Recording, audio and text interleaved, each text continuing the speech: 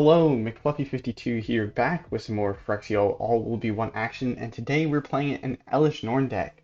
I like to call it Enchanting Norn, because we're playing a bunch of enchantments and hoping to double up on the exile, like banishing light effect. So Borrowed Time, when it enters the battlefield, exile a target non-land permanent an opponent controls until it leaves the battlefield. Well, Elesh Norn says, if a permanent entering the battlefield causes a triggered ability of a permanent you control to trigger, that ability triggers an additional time. Permanents entering the battlefield don't cause abilities of permanents your opponents control to trigger. So we double up these effects for ourselves and we stop them for our opponent.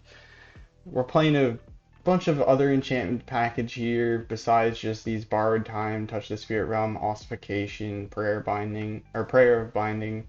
We got Spirit Companion, Dawnhart Geist, Spirit Companion card draw, life gain, Hallowed Haunting to start creating some big bodies on the ground and hopefully end out the game. We got Crystal Grotto for some scry. Let's go ahead and hop into the games. A full deck will be at the end of the video, so stick around if you want to see that. Go ahead and see how well we can do on the ranked ladder. I recall playing this deck. I brewed it up a couple of days ago, and haven't gotten around to making a video on it, but I think I was playing in ranked the entire time, and we just had opponents conceding left and right. We do have win cons in this deck, but often the best win con is our opponent just giving up because they're upset that we've exiled basically everything they control. So, got Crystal Grotto here for some scrying. Probably will lead out with Dawnhart Geist next, because this says whenever you cast an enchantment, you gain some life. Want some extra lands here. We do have Restoration of Eiganjo for helping us to ramp up to 5 mana for Elesh Norn and some of our other cards. We got card draw with Spirit Companion to help also find lands and just more removal. But yeah, this deck is pretty just mean-spirited removal. Soul Partition. Oh, that's kind of sad, but hey, it happens. We are not finding any luck here finding that third land, or having any luck finding that third land. Man, I'm bad at speaking. Opponent. Struggle to see what exactly our opponent's going for here, but this does not hit that, nor does that hit that. We're going to go ahead, no attacks here, and turn. Just gotta hope to hit that land. Man. Let me know in the comments down below, do you keep two landers? Is 2 lands too few for you? I keep them often because it's just like, I'm always going to be mulliganing because it feels like I always have like 2 lands. I have 24 lands and I just do like the arena standard 24 lands. Maybe sometimes I should adjust that, but then it feels bad when you start flooding out. Well, still not in really a great shape here because, well, tokens is a really bad matchup. And we haven't found, well, we haven't got enough mana to play Prayer of Binding, which can target the wedding announcement here. And we didn't find any Borrowed Times, which could also exile the wedding announcement. Opponent, bringing out a creature here. Just gonna get destroyed by Selesnya tokens.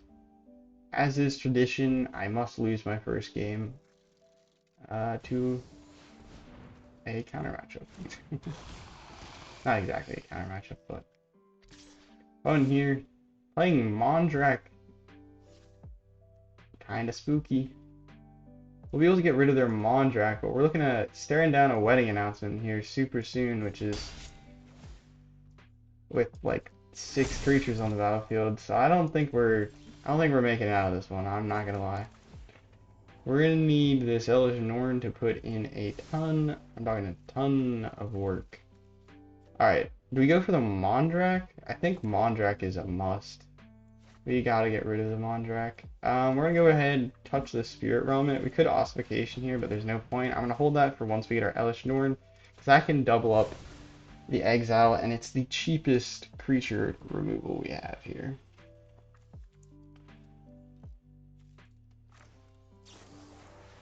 Soul Partition, and I'm gonna say that we're not making it out of this one alive.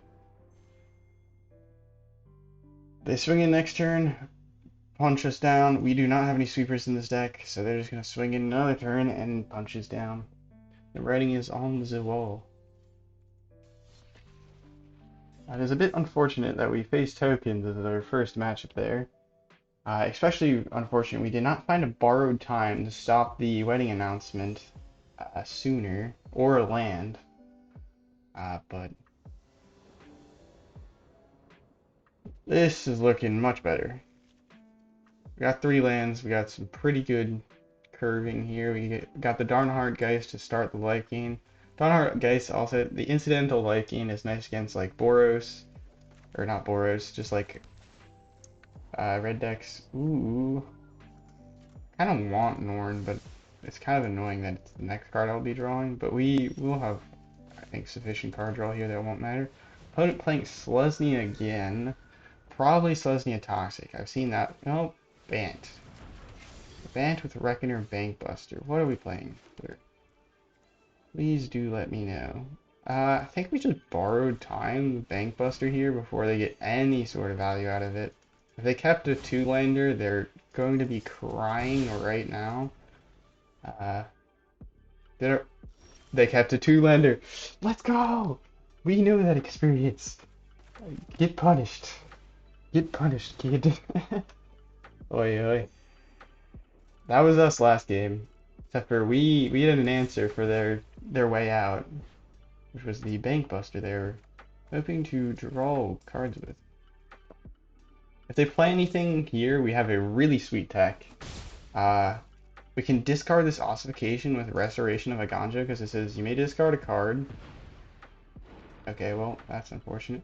But you may discard a card, and then when it returns to the battlefield, you can return a permanent card with mana value 2 or less from the graveyard. So we discard the Ossification, we return it. I think that will be good. Another Crystal Grotto here. Return it to the battlefield. Yup. Fortunately, our opponent is playing Destroy Evil here, so that is concerning. We have a ton of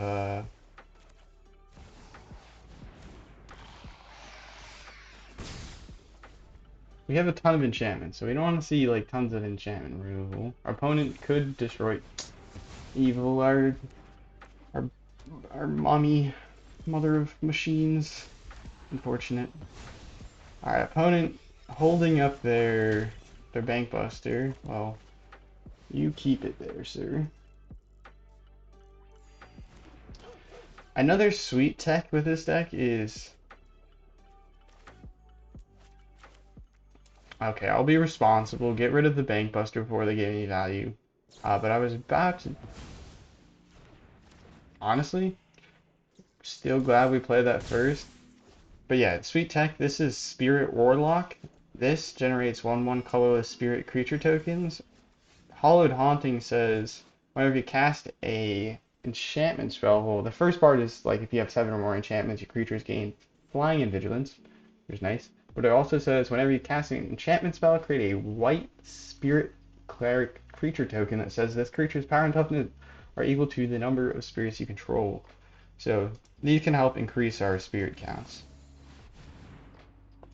Gaining life here. We're already at 30 life. Our opponent not feeling great. They got no negates in hand, and we just keep up the pressure. That's another spirit, so when we cast that Hallowed Haunting, we're going to have a 3/3. Opponent searching for answers. Probably has a sweeper in their deck. I'm thinking we get completely... I'm thinking what happens here is we get completely destroyed by a... what is it? Farewell. That card. That card, that would be miserable. I mean, we could hold up this Hallowed Haunting, but yeah. Still get the spirit, so that's cool. The spirit's gonna grow. We have lethal next turn unless they have a sweeper. Do you have a sweeper? Opponent's searching for us, so they can't cast Farewell, so we're still in business. For the most part. Denick, not gonna save him. Broker's Ascendancy, not bad. Still think we get them here. Maybe I'm bad at counting. Oh yeah, we get them. Done and done. Yep, we pick up their Denic, swing in, definitely dead. Wow.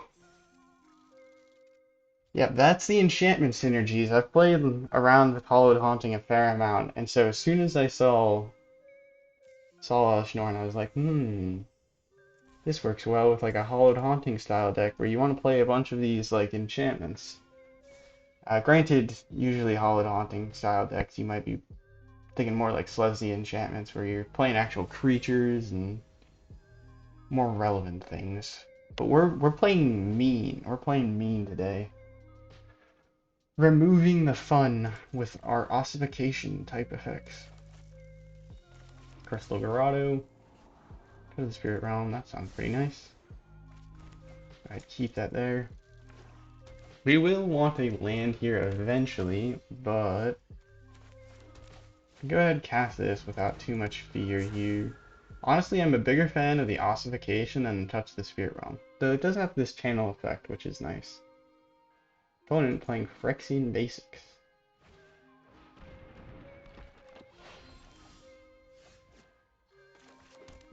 I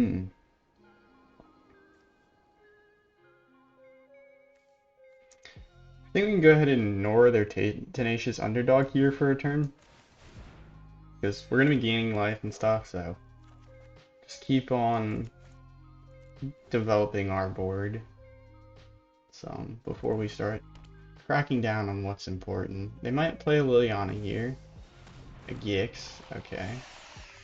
That is a bit more relevant. In that case, we'll go ahead and block their Tenacious Underdog so they don't draw a card. And then we can just double ossification them. Alright, basic. And then we get to remove. Bye bye Gix. What's that? Tenacious Underdog? Don't mind if I do. We'll put it on a different land just in case they feel like somehow removing our lands. There is land removal cards in red in standard, just no one plays them. Opponent could swing in with the Evolved Sleeper, hoping that I don't notice that they could evolve it. Opponent, ooh, that's not looking so hot, opponent. It's not looking so hot. I'm expecting a concede here soon. We will be able to eventually win if we top deck into something relevant, but at this current point we're just hosing our opponent, which might be enough. I swear, this is not one of those decks where it has no win con. I'm not that mean.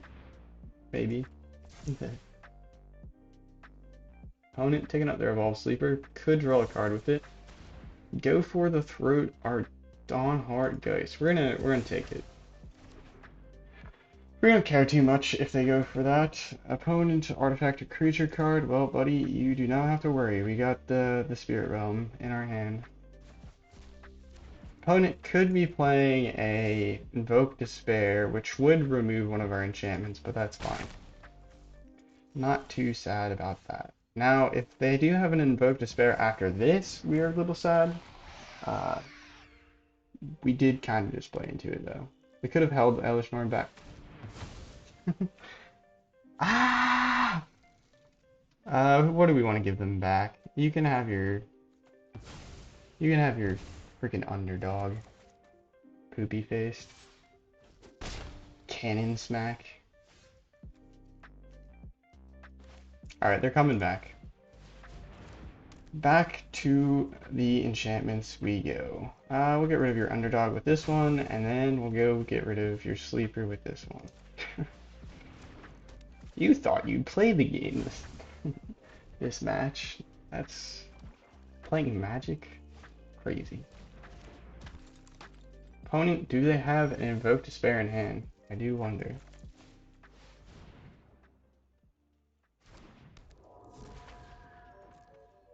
See if we can get our opponent to evolve Sleeper here.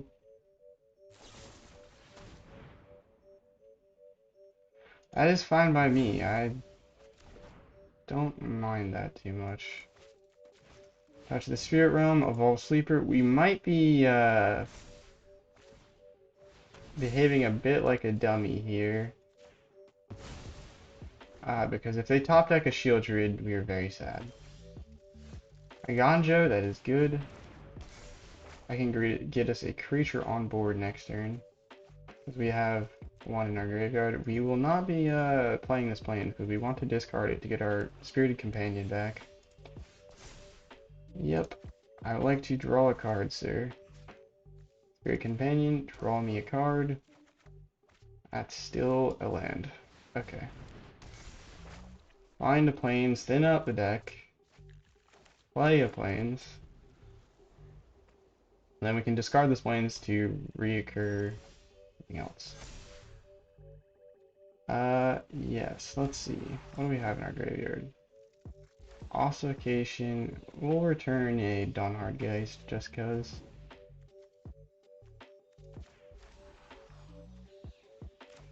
Nope. And then we play Hallowed Haunting here. We have a bunch of enchantments now. Our opponent's gonna have a hard time invoke justicing us, or really doing anything that could put our board state in trouble. I think we're just kind of ahead. Opponent kills that. That's fine by us. It is a little sad, but they get back an Obliterator. We do need a top deck removal for Obliterator. Our stuff is flying though, so we can just choose not to interact.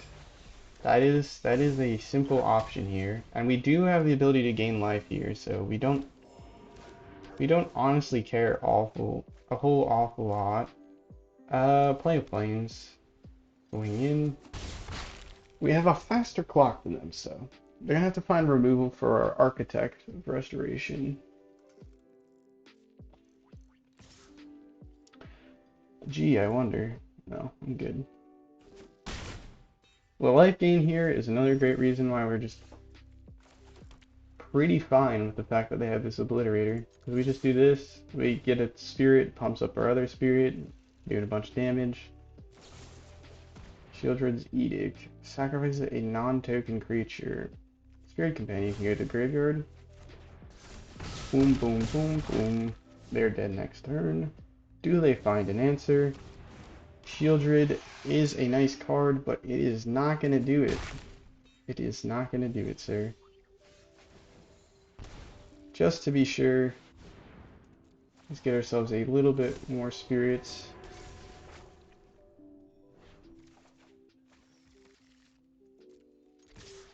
Do not want to keep our opponent back too long. Boom. Enchanting Norn with her heavenly spirit, I don't know, takes down another opponent.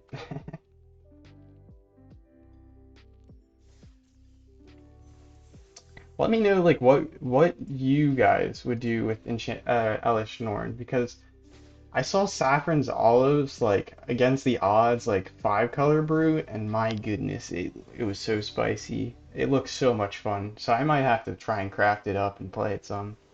I don't know if I'll really make it into a video because I don't know, I feel a little bit weird about like playing other people's decks as a video. Um, but it looked like a lot of fun. Is it good? I don't really know. We'll take another Borrowed Time. We have plenty of planes and these Eiganjos here, so. Soldiers? No. What are they playing? Basilica?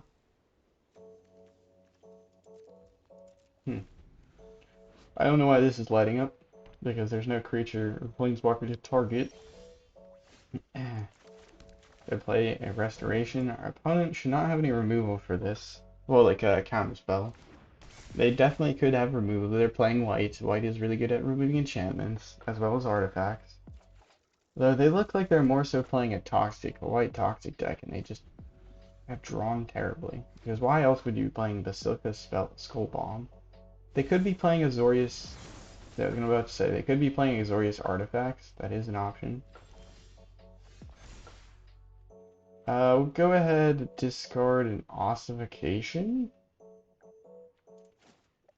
And then get rid of their Seraph. This is disgusting. Just a free exile. Like, what the heck? That's why Ossification is just broken. What the? Ossification also, I will say, like another great thing about all the removal we have here, works well against Venerated Rot Priests because their abilities, they don't, the spell itself doesn't target the ability of the card as it enters like the battlefield does. Boom. They don't have anything to target with their Sarah Paragon this turn, so I'm tempted to just go for the Elesh Norn. That we don't get anything. Like, they don't have anything to double up. Though if they play something this next turn, they will have something to double it up with. So, I think in the end it's worth. We take 3 in the air, but, like, do we care that much? We have, like, +2 here, so... Actually, we'll have +4, I think, when this enters the battlefield. Because it doubles up the trigger rate. Planar Disruption. That is not going to work, because that says activated abilities. Activated. This is why Planar Disruption is a terrible card, in my humble opinion. Just play better removal. Well, in white, yeah, just play... What's the white removal spell? The rare one that says destroy target creature or planeswalker? I can't remember it, but just play that card. It's so much better. Scry. Oh yeah, wait, what? That's crazy. The double the scry triggers. Nice. We have 4 mana here, so we can actually, or 8. No, we have enough to Hallowed Haunting and Borrowed Time. Okay, Dawnhart Geist. We don't need double Dawnhart Geist. Go ahead, play this. I think we have enough mana. I want to check. We have 6 mana. My bad. Okay. Roll Z. We'll go ahead and Borrowed Time their Sarah Paragon, I think. I think that's the plan. We can also Borrowed Time their Skull Bomb, but they're probably just gonna... Oh, that's why they have Skull Bomb. Sarah Paragon, Skull Bomb. They can sacrifice the Skull Bomb and they can reoccur it with a Paragon. That's cool. It's good tech. I like it. Good tech. I like it. They do get the benefit of Elesh Norn not punching them in the face here. I will give them that. It'd be nice to draw a land. We did get rid of, yep, stops the ETB from that card. We have enough, yeah, we got the land, thanks to our scrying, double scrying with Crystal Grotto. We get the Borrowed Time triggers. We get to target it twice, it doesn't really matter, and swing it. And at this point, I think our opponent's kind of in a tough spot. Do they have Farewell? No. They don't have Farewell. They get to gain a bunch of life with this. Another good reason to play this, besides it just being a really good thing to recur with Sarah Paragon, is they get to gain 2 life pretty fast and easy. Do we just go Prayer Binding or play the Hallowed Haunting swing in? I think we go Prayer Binding here. It is kind of silly, because we can't target the same thing twice. Oh wait, we can get rid of their Planar Disruption. Okay, that was actually pretty good tech. And then yeah, we gain the double life. Opponent here, looking for that sweeper. Farewell, crippling. If it's not Farewell, we have a chance.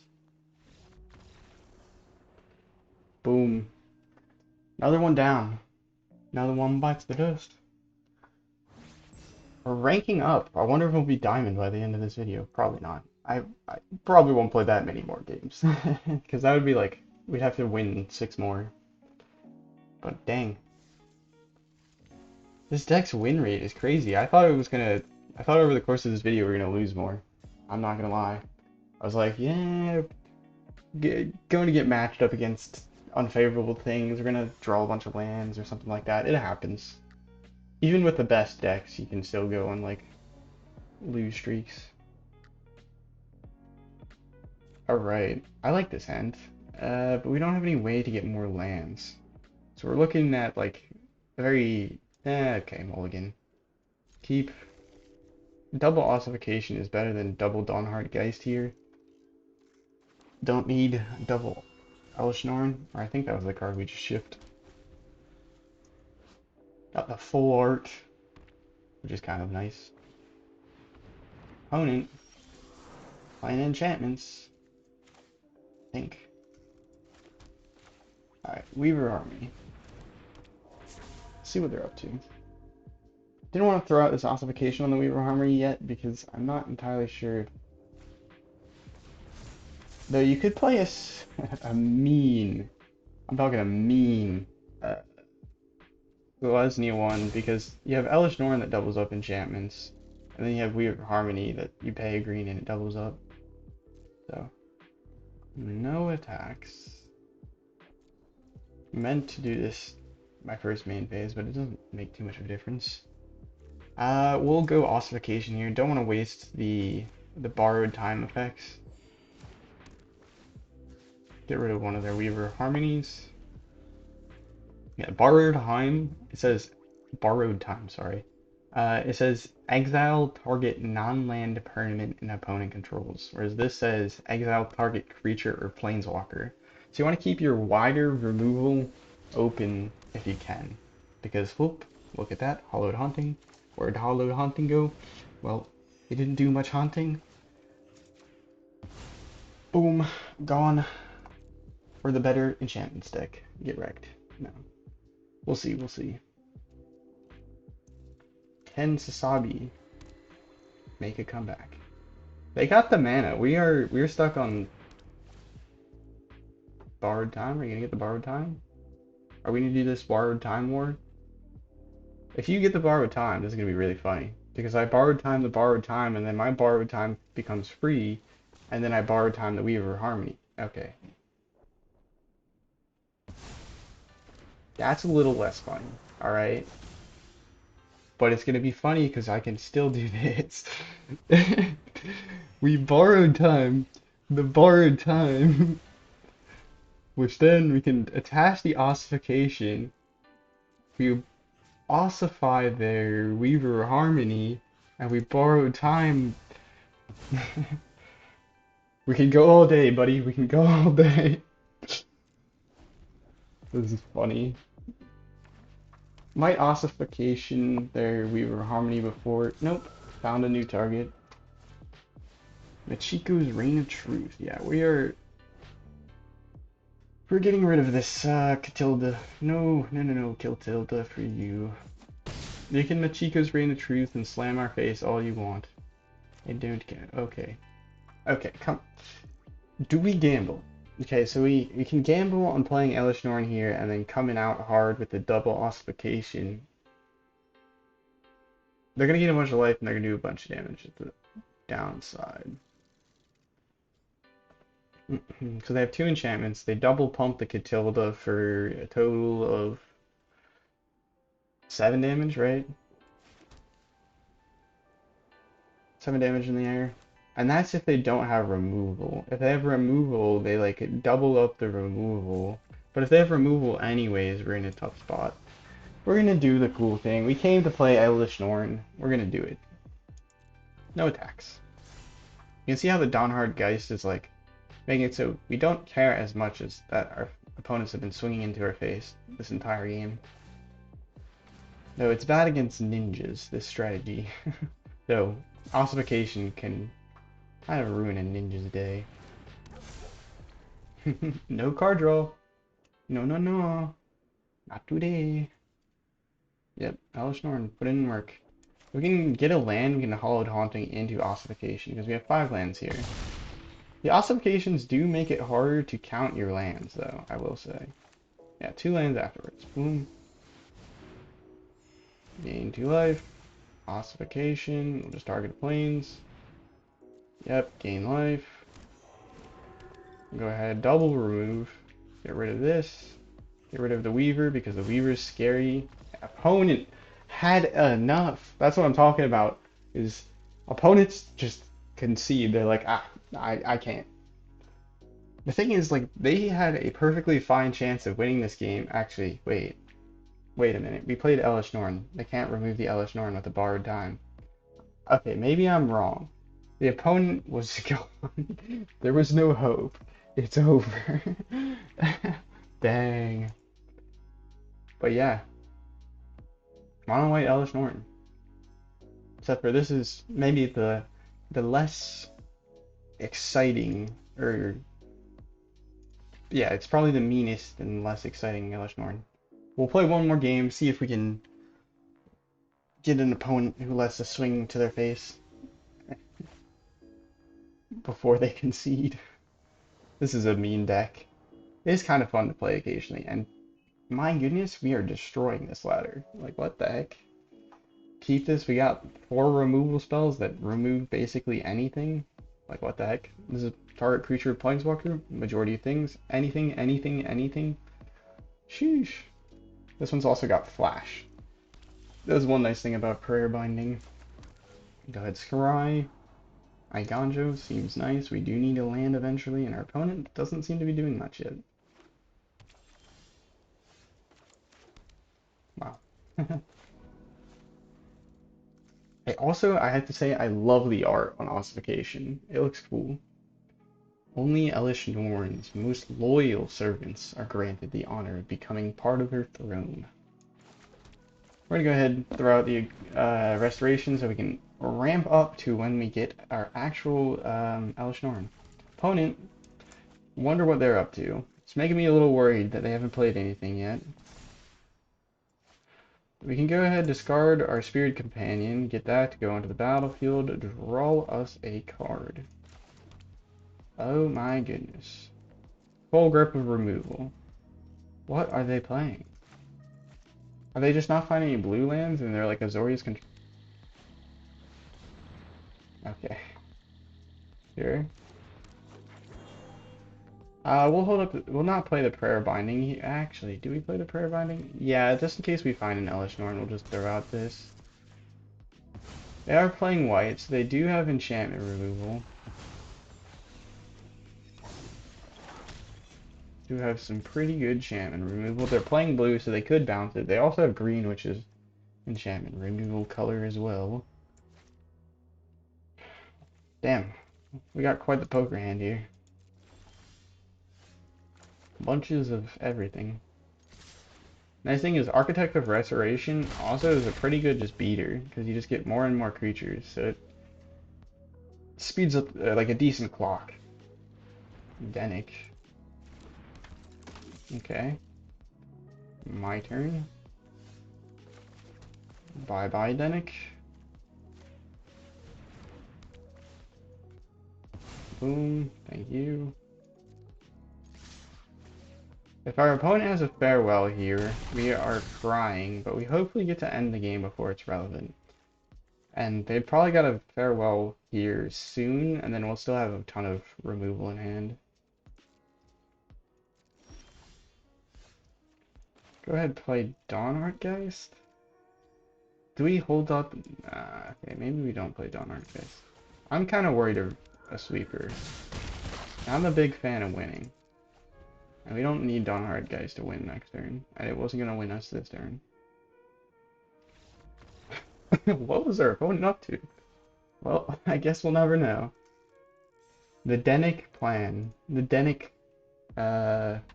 only deck. Wait, we double ranked up? Is it because we're just crushing so hard? Or did I hallucinate there? Anyways, let's go ahead and hop into the deck tech. I hope you guys enjoyed the games. Now, Enchanting Norn. I'll say for the most part, it's pretty straightforward. We got a few utility cards here.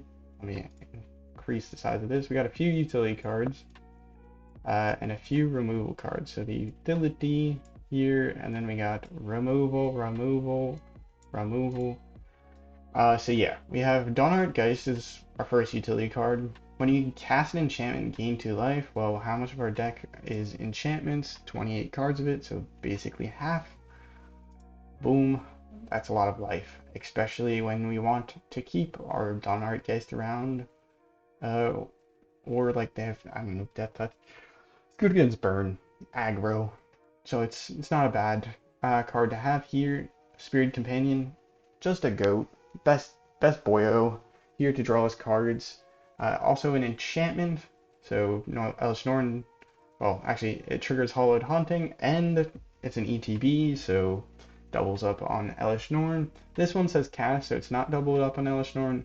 Again, Restoration of Eiganjo, uh, not a ETB card, so it's not doubled up by Elesh Norn, but helps us search up planes, which is huge, and then it also can help us return cards if we discard like a land, or we can discard our Spirited Companion or Dawnhart Geist or our Ossification to get it onto the battlefield for free. And usually we don't care that much whether or not we're blocking with it, so it doesn't matter that it's tapped.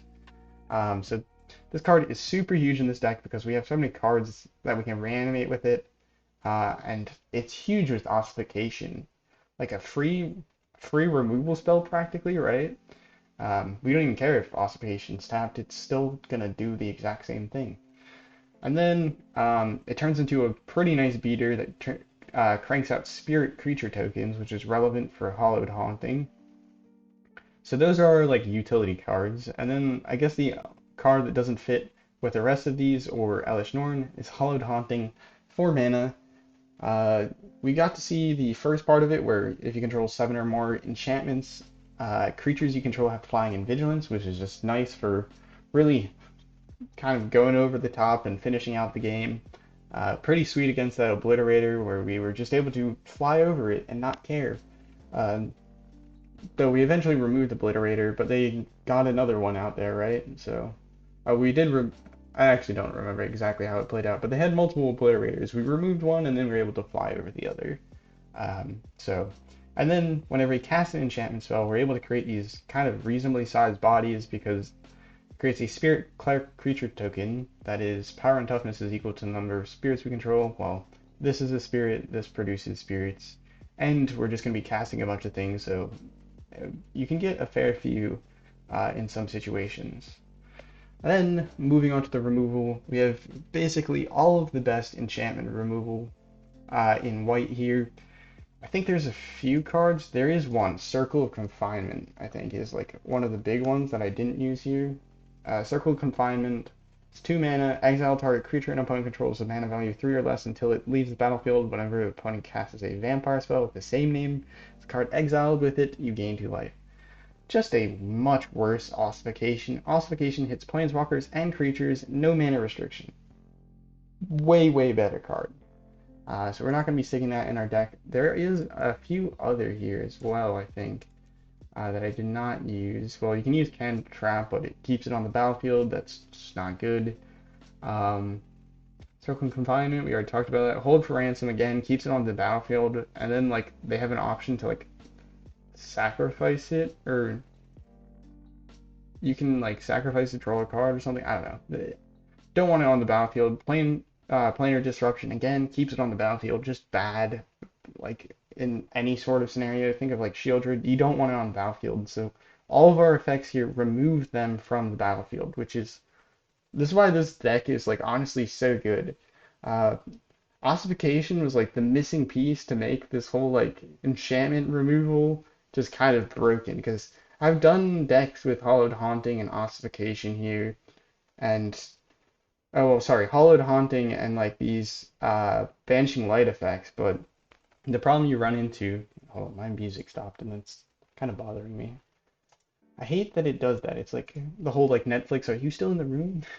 But like the problem is things like Circle of Confinement has mana restrictions, and then like there's other things like Pacification or whatever, pacifism. That card still leaves it on the battlefield, and it allows them to still activate the abilities. And then this says activated abilities. Well, they're still triggered abilities. So this card really bad, or like these types of cards are really bad. So I think Ossification is incredibly huge add here. I think there's a few other removal ones. Oh, Citizen's Arrest, exile target creature or planeswalker until it leaves the battlefield. Well, Borrowed Time is basically the same thing, or it's the same mana cost, but it exiles target non-land permanents. So we're not restricted to creature or planeswalker, so it's just better. Touch of the Spirit Realm, also just better because we can also like do the channel effect if we need it, and then it hits artifacts and creatures. So it's a little bit more diversity because, well, how many planeswalkers are people playing? We already have Ossification, we already have Borrowed Time, we already have Prayer Binding that all can hit planeswalkers. The flexibility to hit artifacts is also kind of nice. And then I think there's one other prison sentence. Yeah, that's again just another like pacification effect. Temporary lockdown. This is probably your answer to the token deck. So this, you could potentially actually think about adding like one or two copies of this because this will hose tokens because it enters the battlefield and exiles permanents with mana value 2 or less. So for this also hoses your ossification, so you can't really play it. You also have this, can't attack or block. There's a bunch of these effects, but these are truly, I think, the best ones. You have like static net here, but well, for the same mana value, you get Prayer Binding, and it does the exact same thing besides not creating a Power Stone, and this one has Flash. So, Flash, nicer. We're not going to be using any Power Stones here. There's no activated abilities, there's no artifacts here, so definitely not important. Well, technically, we could use Crystal Grotto with the, but when is that going to be relevant? So that's basically the deck. Oh, we also have Leyline Binding as a potential option, but we're trying to keep this pretty, like, white focused, right? And we don't want to tap into a bunch of like tri-lands just so that we can get the other basic types and then have a bunch of tap lands and then so like Leyline Binding, yeah, it's an amazing card. It works really well with Elesh Norn, but we're playing mono white and there's just better options. So let me know what you guys would do with Elesh Norn because this is really just clearly a set strategy of playing enchantments with it, but there's a bunch of ETB effects that could be a bunch of fun with Elesh Norn. And maybe I'll try out one of you guys' ideas because I definitely want to see what else Elesh Norn could do. I saw what Saffron Olive did with Elesh Norn, and you can probably count on Saffron Olive putting out a ton of videos on Elesh Norn because he's a huge Panharmonicon, the Panharmonicon fan, and Elesh Norn is just Panharmonicon but better on a creature. So yeah, that'll be it for today's video. I hope you enjoyed it. If you did, leave a like and subscribe or consider subscribing. And I'll catch you all in the next video. Have a nice morning, evening, night, afternoon, whenever and wherever you're watching. Ciao.